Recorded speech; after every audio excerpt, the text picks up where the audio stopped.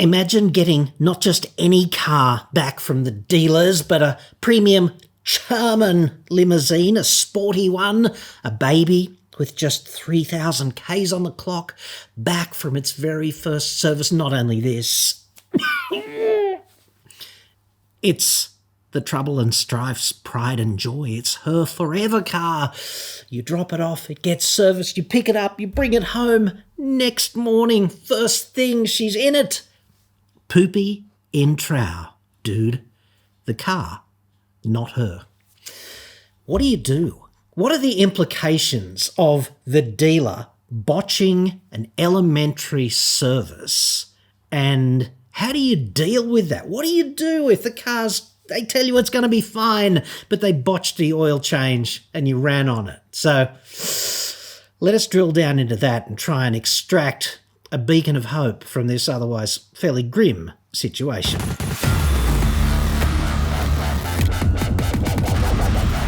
Today's video is inspired by an dude just like you, only named Pete, I think. Anyway, and he bought an Audi. Now, I'll admit that it takes all sorts to make up a properly diverse society, and who am I to judge? But being in the business of getting new cars cheap for ordinary Australians, and having done this for more than 10 years, link in the description, I'd suggest that if you wanted to do that sort of thing to yourself, another option would be to buy a perfectly serviceable Toyota, Mazda, Hyundai, Kia, whatever. And then with the money you save, you could pay a nice, stern Eastern European matron to strike you rhythmically once a week with riding crop or some other implement. World's your oyster there. And this would achieve two things, dude. One, more reliable transportation for you. And two, just as much pain. Just saying. Link in the description if you want an Audi. Happy to help. We also do kick-ass RS home solar. Got a great team for that. And the federal government is just flick passing thousands of dollars to anyone who wants to fit a battery to an existing home solar system, or a whole system, including a battery, but it's got to have the battery to get the federal bucks.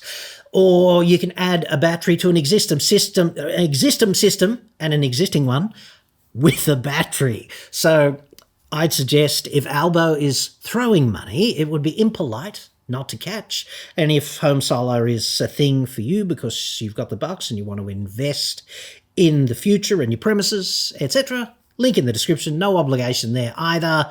We don't charge you a fee for doing either of these things, the solar or the new cars, but it makes videos like this possible. So there's that. Now, with that out of the way,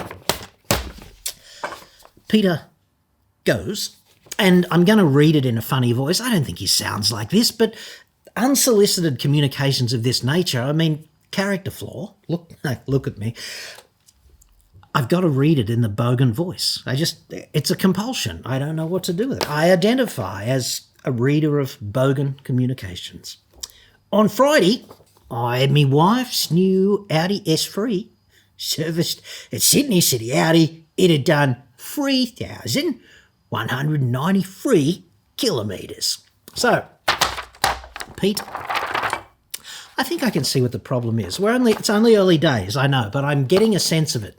Dude, you bought a car from a company started by Adolf Hitler in 1937, with money essentially grifted from the German taxpayer, which continued on Adolf's planned trajectory, despite that nasty speed hump in 1945.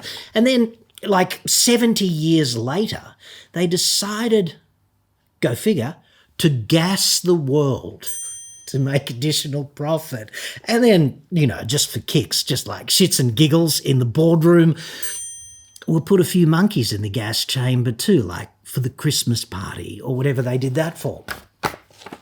Some people still think that buying this sort of car is a good idea, and then they appear to be, here's where the real disconnect is to me, they appear to be completely shocked and gutted when the brand betrays them by being, I don't know, incompetent or somehow not customer focused. Okay. Pro tip, I guess, don't do that, and your likelihood of enjoying the car that you own will just increase exponentially and exponentially. And let us not forget that Audi really is just VW for, rich compulsive masturbators. There's that. Peter continues. I drove it home to Bondi, parked in our garage on Sunday afternoon. My wife drove it to Bondi Junction. Upon driving home, a warning oil light appeared in a triangle on the dashboard, presumably. She called me, and I told her to park the car ASAP and turn the engine off. Good advice, Pete. And even more to the point, I find this a hilarious window into the concept of equality. Right? Equality just evaporates. It goes way out the window as soon as there's a problem with a car. Have you noticed? It's as if the Taliban have ridden over the hill, brandishing their AKs and other weapons, threatening to put everyone to the sword or something, and every feminist is busy taking cover behind some dude who looks like he could put up something of a fight. Every time a car takes a giant steaming dump in its dacks, feminism apparently can't deal with that. I don't know. Anyway, Pete goes on and says, I'll walk to the car. He's a good bloke. And pulled out the dipstick to see that no oil registered on that dipstick. I called Audi roadside assistance, and this morning they towed the car to Audi. I received a call from Audi saying there was oil in the engine and a seal was pinched, and they topped up the oil with 1 litre, and the car is ready to be picked up. So 2 thumbs up, Audi. Thanks a lot. Fortunately, I took a photo of the dipstick, and which was dry. I've suggested that they are untruthful and have forwarded the photo to them. I've advised them I'm not willing to that delivery of the car unless I get a written guarantee from Audi that they will cover any engine problem for 10 years. And if necessary, I will consider engaging my lawyer. Okay. Well, I'd suggest that your car really hasn't had a significant problem. Like if there's a hole in the crankcase like that and half a conrod sticking out of it, then different scenario, right? We could call that a major failure. But this business about they've got to put it in writing that it's got to be reliable for 10 years, and if not, I'll consider engaging my lawyer and I won't take the car back. Consumer law in Australia, which we've had for something like 14 freaking years, already does this for you, dude. It just does, okay? Consumer law says that goods and services, the goods that you buy, for example, have to be reasonably durable. And for a car, that means like 10 years and probably 160, 200,000 Ks, something like that. So this legal protection is already in place. And I'd suggest that there's no point advocating for it because you've already got it. Now, Pete goes on and says, this is my wife's dream car that I bought for her birthday, which we picked up 31 October last year. Now, plan was to keep the car for the next 10 to 12 years, like her previous Audi A4 that we bought from Audi. Okay. Imagine the profit in owning an S3 for 12 years. Not the profit for you, the profit for the dealer. I mean, some hypothetical dealer principal, probably the profit from a single S3 could put the mistress's illegitimate 3 children through private school, all the way from kindy to, year 12, and then possibly pay off the HECS as well if they're not complete freaking no-hopers, So this is basically Audi's business model, like glorified Golf, right? We're talking about a glorified freaking Volkswagen Golf with a bit of go faster engineering, right? But if you buy an Audi S3, the whole dealership is dining out on you. They're having braised swan for lunch every Friday, aren't they? I mean, that's just how this works. Peter goes on and says, or are they BSing me?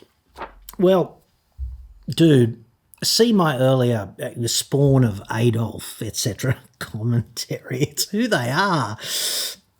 They want to, in a situation like this, and I agree that this is enough to put, chills down your spine or something, but it's really not as bad as it seems, I don't think. They want to seem competent. They want it to be, it's a seal. Right? It like it's not our incompetence, it's right? So we'll just do a neat communications trick where it's the seal, dude. There's a vast difference, I would argue, between what car makers say about the competency of their servicing and what actually happens in dealerships. In a good dealership, what you've generally got is one properly skilled up technician who looks after 6 brands or something, and he is off his feet every day, sprinting from problem to problem, trying to diagnose anything that's hard to get to the bottom of. But meanwhile, doing services, charging you $150 to change a cabin air filter in like 3 minutes, is some apprentice, right? And he's listening to, I don't know, Snoop Dogg or something, whatever the kids listen to these days, thrash or something, deep thrash, and bone through the nose, you're on Facebook taking whatever selfies and bitching about your day. It's hard to just concentrate in that environment. You've only got one hand left to do the work, for example, okay? It's always oil changes, right? Things of this nature are always what the apprentice does, okay? And they're often not trained. They're a bit immature too, apprentices, and they're allowed to be because apprentices. And that's why since the dawn of time, you've had some skilled tradesmen looking over the apprentice's shoulder, although I get the feeling like a lot of apprentices do a lot of oil changes and other routine servicing work without very much oversight, frankly, okay?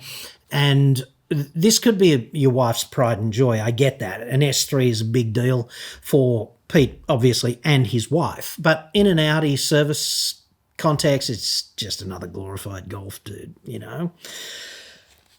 There might be some truth to their claims, though, too, because when you think about the actual guts of this problem, all right, Pete's picked up the car. He's driven for about 20 minutes home. The wife's gotten into it. She's driven to the shops by the sound of things. It's probably a 10-minute drive, Sunday morning, whatever. And then she starts it, warning light comes on, okay? So in total, the car has probably operated for about half an hour. So it's not without oil. I doubt that the car would last at all for that length of time in any sort of context with no oil in the sump. I think it would go properly, loudly, poopy in its trousers.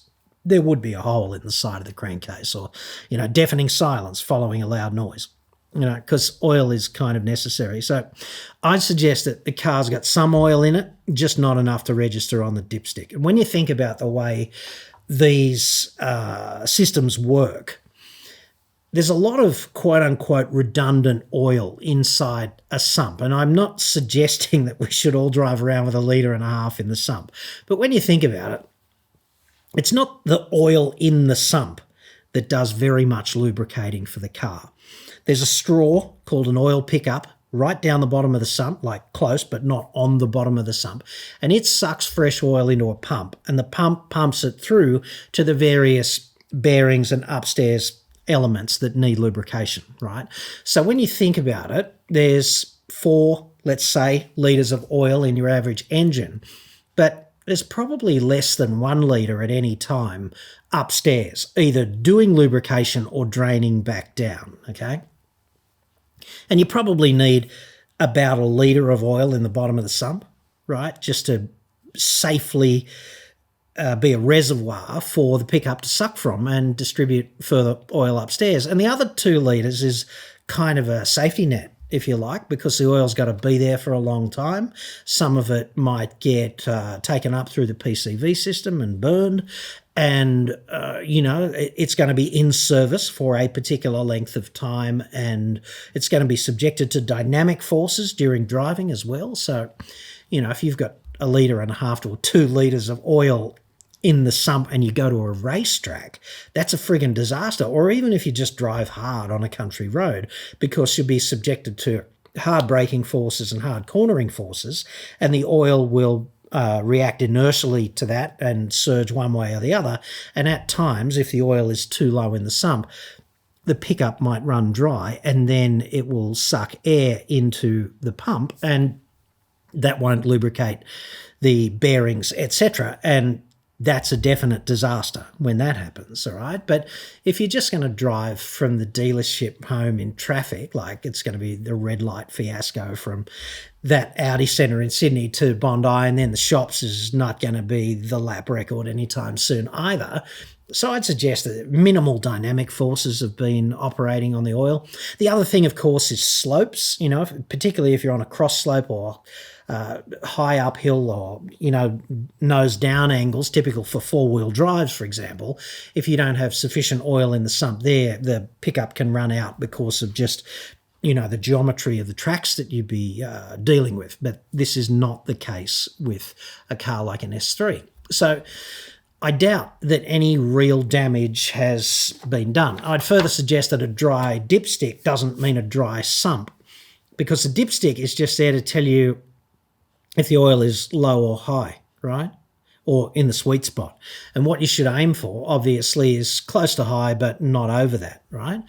Anytime it starts looking low, you have to add the minimum quantity, which will be in the manual, but it'll be something like a litre, maybe 500 mils, whatever they say. Just add that when it gets down towards low, and, you're okay. In this situation, though, presumably, when you walked to the car, you had to look for external leakage, and there wasn't any, right? And the warning light wasn't on when you drove home, and the warning light wasn't on. The low oil warning light wasn't on when your missus drove it to the shop. So this is a reasonably new phenomenon that might have occurred just because she braked a bit hard, or did something a little bit more dynamic than the car had been subjected to previously.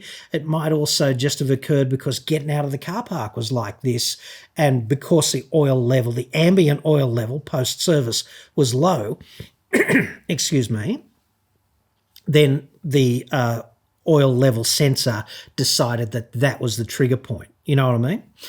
It still means that there was enough oil in there to supply pressurized oil to the working parts that need lubrication in the engine. So I'd suggest that, considering all those factors, it doesn't mean that our hero with a bone through his nose playing deep thrash and focused on his phone and not the oil change. I don't think our hero failed to refill the sump. I think he just failed to check that the level was high enough. And there's also a bit of a scam that I need to talk about that I've heard some dealerships engage in, although I'm not naming any particular dealership when I say this. It's like this. If you've got about a litre of difference between the low and high marks on the dipstick, then the service department can start filling the cars up to just above low. And this will save them, I don't know, 700 mils or 500 mils or something of oil with every oil change. And that means that if you do 200 cars a week, that's 100 litres of oil that you don't have to procure, right? And that's a good way to increase the bottom line of the dealership if you don't give a shit about the professionalism of the service. And I'm not saying Audi does this or any other particular dealership, but I have heard of this scam. And it's a great way to pump up the bottom line if you don't give a shit about the quality of your work, right? So you'd want to just check that doesn't happen next time. Like if you're brave enough to take your car back there for another service, then I'd get it home on a level surface, wait for it to all drain down, and I'd check the oil level off the bat just to make sure, right? And if you see it again, then that's a red flag that this scam is in play. And I'm not suggesting they are, but you'd want to just check that for yourself. In fact, I think it's a great idea to get your car back from a service at any dealership and check all the vital fluids immediately, straight away. When you get it back, it's on a level surface, wait for it to cool down, check everything, okay, including the tyre pressures, because quite often they tweak the tyre pressures for you and they're not at the pressures you've been diligently running them on because manual says differently, okay? Final thought from Peter now. He says, what do you recommend I do? Many thanks for your advice. I'm not sure too many people say many thanks after I read their missive out in a stupid voice, but I never ask for anyone to write me these questions, right? I'd say if you're really concerned about this, if you think there might be some sort of long-term reliability implication, I almost can't say that about an Audi with a straight face, long-term. Owning the Audi is the long-term reliability implication, like particularly anything S. Like, come on. But if you are concerned about that and you know a decent local mechanic, you might just pay for an additional unscheduled oil change. And during this unscheduled one, collect all of the oil and the filter and inspect it for debris. In particular, you'd be looking for a bearing material, which would be emblematic of an engine that's been running without proper lubrication, or any ferrous metals as well, although that's a bit less likely. The most likely thing to pack up in a premature way without failing catastrophically, if the engine bleeds dry on oil just a little bit, is the bearings, okay? And they start to spall and the material falls apart and you'll find it in the oil. So check for that. Do not throw this out and get the independent mechanic to decant it into a clean container, preferably a clean container that you supply. Okay, like just look for a laboratory supplies joint, get a 5-litre container that's made of HDPE, high-density polyethylene will be fine for oil. It's essentially the bottle that fresh oil comes in, although you might want to get it in a white colour so you can shine a torch in from the side and just have a bit of a look. And if there is any doubt about that, the next step is to send that oil to a lab and get it analysed, and then go from there. If the lab determines that it's full of bearing material, then hey, the engine has been damaged and you'll have to retain a lawyer and see about getting a new engine, I guess. But if there is damage of that nature, you are probably at the very least entitled to a new engine, and at the most, if it's deemed a major failure, you're probably entitled to a new car, like a replacement car or a refund in full. But I'd suspect #spawn of Adolf, don't expect them to come quietly, even if they are, legally entitled or legally obliged to replace the engine, right? It's just not how they roll. If there's evidence of leakage and you didn't mention it in your message, which might be the other thing that happens, right? Oil can leak out. So the most likely way for oil to leak out is a slow leak from a defective fibre gasket under the sump plug, and that's not likely to be quick enough to give you the problem that Peter has described here, okay? That's likely just to be a few drips on the garage floor kind of thing. The other thing that can happen with servicing mistakes with oil is that when you take the old filter off, there's an O-ring, okay? And if it's not lubricated on assembly when they installed it before the service, like the last filter, you can unscrew it and a bit of it can be stuck to the O-ring groove on the block where the filter screws up, okay? And then you screw a fresh filter on top of that and it won't seal properly because there's something in the way, like remnants of the previous filter's O-ring over what should be a vacant groove for the new O-ring, all right? So that's a more serious deal because oil filters are pressurized, and if there's a leak there, it comes out under pressure. Whereas if there's just a defect with the fibre gasket on the sump plug, that's just gravity doing that. It's not under pressure per se. So that's if there's no evidence of any leakage, like if the underbody is not covered in a stream of oil that's exceedingly obvious on a brand new car, then it's not leaking and they just failed to put sufficient oil in it, either by accident or because they're filthy scammers. How would you know?